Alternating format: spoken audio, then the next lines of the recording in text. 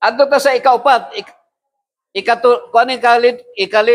ikatulong nga lidra pero ikaupat siya nga natural doctors. Okay? Adto ta sa ikaupat, exercise.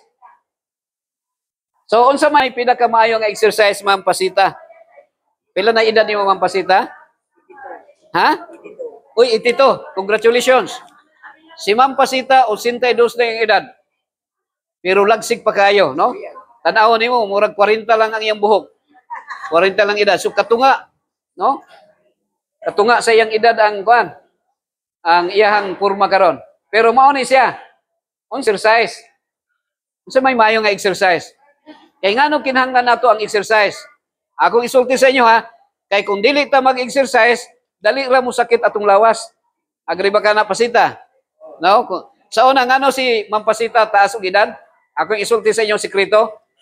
Nakaagi na pud ko ana. Sa unang panahon magod, kung maglungag sila, maglungag, inyong paglubok ko, no? Maglubok pa mo. Oo, maglubok. Nalimag ka, bago sila maglungag, maglubok pa. Mugawas ng singot, exercise, no? Nya, tapahan pa yun, no? Tapahan, nya, aligigon. Nya, pagkahuman, magkabog tubig, 3 ka kilometro bang tubig, ikan sa balay. Oo, tinuog yun daw, no? Wala pa itong nawasa. O nya, pagkahuman, magbugha pagkahoy. Karon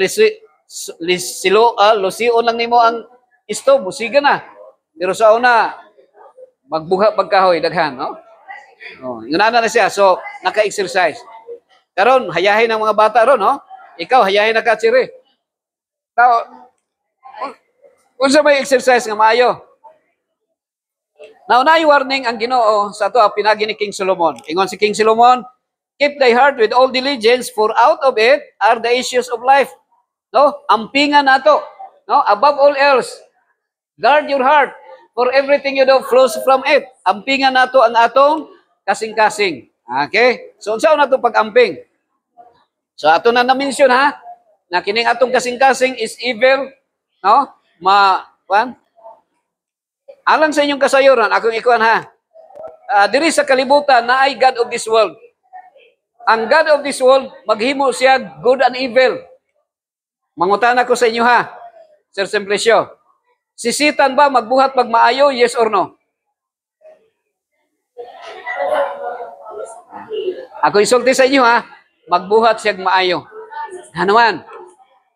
Kay kung di siya magbuhat, walay mailad. Kung di siya magbuhat o maayo, walay mailad. Kaya ang trabaho ni Satan, iyatang ilaron. Ako isulti sa inyo ha. Ang atong kasing-kasing, kinahanglan ta mo baktas og 10,000 steps every day, kada adlaw. Equivalent to 8 kilometers. 8 ka kilometro kada adlaw para sa circulation. Marcos, sa atong blood circulation, sa atong kasing-kasing. Para healthy ang ato ang kasing-kasing, Michelle, mubaktas ta og 8 kilometers kada adlaw. Pero mga tanak ko sa inyo, pilay nakabaktas sa inyo ang 8 kilometers kada adlaw. Murag 1 kilometer, masakay na kagpadyak, no? Sakay. Ang Satan is very wise. Ang nagpahimo og sakyanan og daghan dili ang Ginoo. Ang naghimog sakyanan, that is motivated by the devil. Nga naman, kay kung naana kay sakyanan, di naman ka magbaktas. So nakuha ninyo yung point. So ana siya. So langoy, dapat langoy lang. Kung kuan. Pero naay production. Sa pagkakaroon, kinahanglan nato nga kanang be wise sa imong exercise nga kanang productive. Ang kanang magtanom bitaw ka, mag-garden ka, di ba mo gawas imong singot? Actually, pag gawas sa singot, toxic na siya sa atong lawas. Dapat mo gawas na siya. Pero entire life na to, walay gawas-gawas atong singot, dali ra ta mamatay. Mga kaigsunan. Okay? So that's why mas advantage pa mas advantage pa ang mga pobre kaysa mga daghang kwartang kaluan. Kay dili naman panington, no? Kapuya naman, tapula naman ta, no?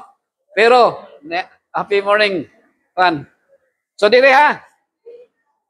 Na ako'y gitanong nga kulo, breadfruit ni mga higalag isoon. Breadfruit.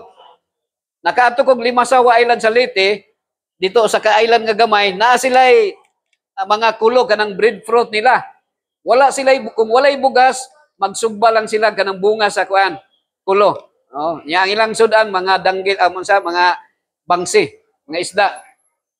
Gitanong nako na dito, taas na siya, pero naamay caretaker na mo dito nga maghagbas na apil siya putol. Taas na kayo. Amot mula sa lingsing pa to. Wala mailhi. Usually ang tao na magingong nga give us this day our daily bread sa prayer daw. Usay ato ra po ng illiteral.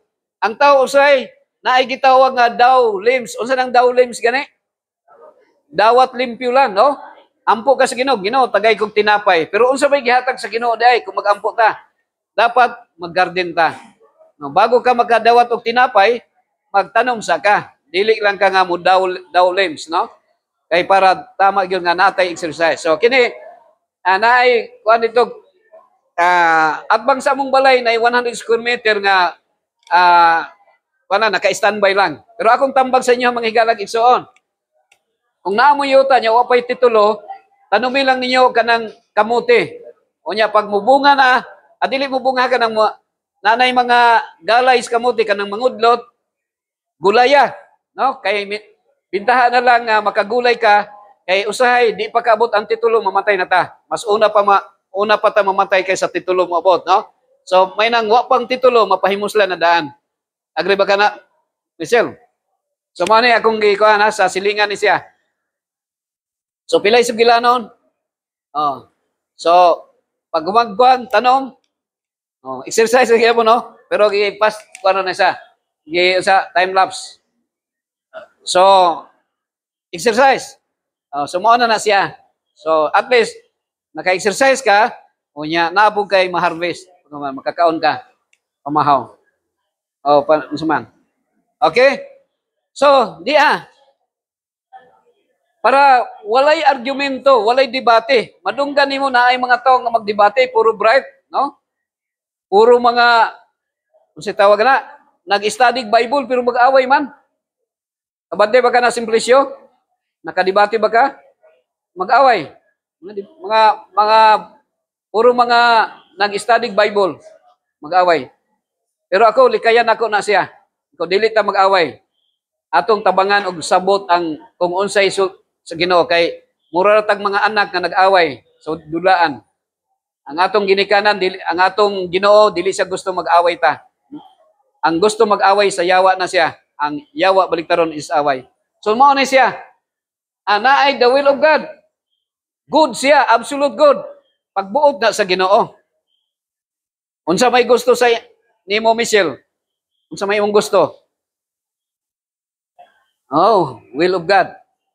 Pero usahay mo likoy ta no, ang atong will may matuman. Will of God. So kakuha na. So ang gusto sa Ginoo, maglakaw ra ta. Pero naay good and evil. Gitugod sa Ginoo, ang tawag na permitted by God. Good and evil siya. Anything good and evil na say kuan Sir Simplicio nga hidden agenda. Maayo pero naay dautan. Maayo ang sakyanan pero naay tambutso, mugawas mang aso. Maayo ang sakyanan pero maligsan pug kausahay kung magdanghag ang tabok. Nanan siya. Kabantay mo kanang diha sa tabok, kanang nay karsada diha. Sa unang panahon sa wala pay simento, wa kay madunggan nga maligsan. Nanuman? Layo pa lang, magkagang-kagang na ang sakyanan, layo pa lang, mudagan na ang mga bata kay mahadlok maabugan, di ba? Abugman. Pero karon kay nasiminto na. Unya ang mga sakyanan hamloy na kayo. May mutabok sa karsada nga di kabantay nga nasakyanan maligsan na. So naa say good and evil. So what is good and evil is kuha na siya, permitted by God. Dili siya will of, dili will sa Ginoo ha, nga nakay sakyanan. Ana siya. So mo ni siya. So mo ning comparison lang ha. Sa unang panahon mga higalag igsoon, tanawa. Kung naamoy naka-experience ka ni Pasita nga naglukdo kag planggana nya nay mga labhunon. Ka-experience na ako lang nag-interview ha kay veterana na ni si Ma'am Pasita. So naka-experience ka na. Unya mo bagtas pa 3 ka kilometro no? Gikan sa balay. Unya pag abot dito sa pag abot sa sapa, O tinaw pang sapa kay wala may mga CR dito sa ibabaw. Wala may mga basurang ilabay dito. Oh, tinaw pa, mag-inom isa una sa kilid lang, kaluto lang na maghimog balon, ibutang sa banga mo na imong ginainom. Pero karon magkalibanga na ka nganaman ang mga tao sa di sa ibabaw mag-itsag basura. So kulatahon nimong kuan, no? Ginakulatan nimong pantalon sa ano. Ginakulata. So naka-exercise ka mo nang naabot siya 80 ngid. No? Kay sige exercise. Oh, pero karon palit naman kag washing machine. Washing machine. So kung naa kay washing machine, maka-exercise pa di na. Dili na, no? Di na. Hayahay na kayo. So, good and evil siya. Maayo ang washing machine, kay hayahay ka. Pero ang good yun nga absolute, katurag yung manglaba ka nga dito sa sapa. Okay? So, mana siya higala. O, padayon na sa unahan na. Okay, manang na. So, kining basketball, okay man ang basketball. Pero akong isulti sa inyo ang higalang igsoon, dili na siya pagbuot sa Ginoo. Kaya nga naman, kadungog ba mo basketball nga magsumbagay? Oh, nay magsumbagay. So, naay good, naay evil. So, dili na siya pagbuot sa Ginoo. Pero, mayong kinahanglan magpugong, dili ka magasumbagay. Oh. Kining kuan, arang-arang pa ning, saan Akong i-play lang na ko niha. Ay, no. Murag nawala man sa one file. Play na ko ha. So, siguro mas arang-arang na yung volleyball.